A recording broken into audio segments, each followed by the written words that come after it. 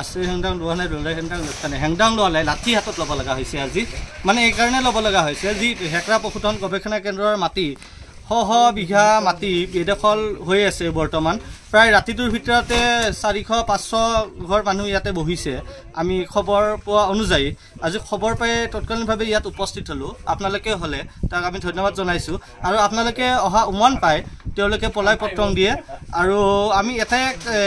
আমি জনাইছো যি মুখ্যমন্ত্ৰী অসমৰ মুখ্যমন্ত্ৰী ডাঙৰীয়া হিমন্ত বিশ্ব শৰ্মাদেৱে যি পদক্ষেপ লৈছে উচ্ছেদ অভিযান তাক আমি হলক লৈছো যি অবৈধভাৱে বেদখল কৰিছে আমাৰ অঞ্চলতো তাক আমি উচ্ছেদ দিয়াৰ কাৰণে দাবী জনাইছো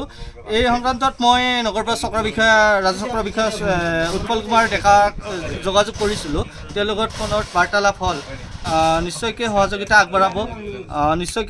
আগবঢ়াব তেওঁ কল আৰু মাননীয় মুখ্যমন্ত্ৰী হিমন্ত বিশ্ব শৰ্মা ডাঙৰীয়াৰ কাৰ্যালয়ত যোগাযোগ কৰিছো নিশ্চয়কৈ আশ্বাস দিছে তেওঁলোকে আৰু আমি চৰকাৰলৈ এতিয়া বাট চোৱা নাই যেহেতু আমাৰ ভূমি আমাৰ অঞ্চলৰ ভূমি আজি আমি হাতে কামে লাগি গৈছো আৰু অনাগত দিনত বহুত কেইটা ঘৰ ভাঙিলে আমি বহুত আঘাতপ্ৰাপ্ত হলো অনাগত দিনত আমি গণতান্ত্ৰিক আন্দোলন হাতত তুলিবলৈ বাধ্য হম আজি ইয়াতে আহিছো আজি আমি